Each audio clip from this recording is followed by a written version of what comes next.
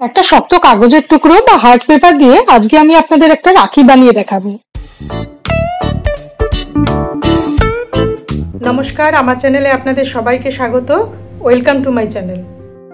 এখানে আমি একটা হার্ড কভার নিয়ে নিয়েছি। কপির উপরে যে কভার গুলো থাকে আমি এখানে সেটাই ব্যবহার করেছি। তারপর সেটাকে একটা ক্রাউন শেপে কেটে নিয়েছি। এরপর মেটালিক গোল্ডেন কালার দিয়ে আমি এটাকে দু কোট মতো করে খুব ভালোভাবে শুকিয়ে নেব। আপনারা চাইলে কিন্তু যে কোনো ফ্লাওয়ারের শেপেও কাটতে পারেন, অথবা কোনো ছোট বাচ্চা থাকলে কোনো কিউট অ্যানিমেলের ফেসও এখানে কেটে নিতে পারেন।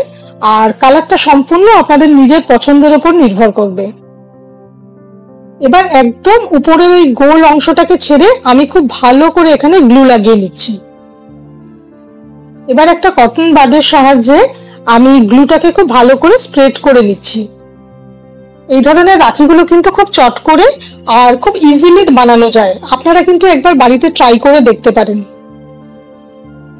এবার এখানে আমি কিছুটা গোল্ডেন কালারের গ্লিটার নিয়ে নিয়েছি, আর আঠা লাগানো অংশটাতে এই গ্লিটার গুলোকে আমি লাগিয়ে নিচ্ছি। আমার কাছে গোল্ডেন গ্লিটারটা ছিল, আমি এটা ইউজ করছি। আপনারা কিন্তু চাইলে যে কোনো ধরনের বা যে কোনো কালারের গ্লিটার লাগাতে পারেন।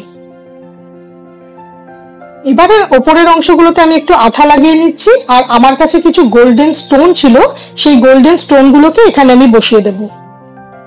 আপনারা যদি এই ধরনের ভিডিও দেখতে পছন্দ করেন তাহলে আমার চ্যানেলটিকে অবশ্যই সাবস্ক্রাইব করে রাখবেন, আর ভিডিও দেখে ভালো লাগলে লাইক কমেন্ট শেয়ার করবেন।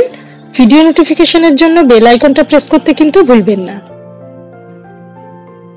পুরো কাজটা হয়ে গেলে এটাকে আমি খুব ভালো করে শুকিয়ে নেব। এটা শুকিয়ে যাওয়ার পরে আমার কাছে গোল্ডেন থ্রেড ছিল, সেইটাকে আমি আঠার সাহায্যে পিছন দিকটাতে লাগিয়ে নিয়েছি। আর এই বিডস গুলো আমি এয়ার ড্রাই ক্লে দিয়ে তৈরি করেছি।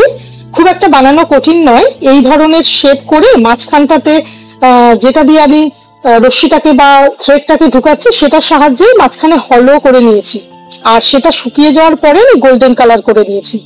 আপনাদের কাছে যদি বিডস থাকে কাঠের, সেটাও ব্যবহার করতে পারেন। আমাকে জানাবেন আইডিয়াটা আপনাদের কেমন লেগেছে। আবার নতুন একটা ভিডিওতে আপনাদের সাথে দেখা হবে। নমস্কার, ভালো থাকবেন।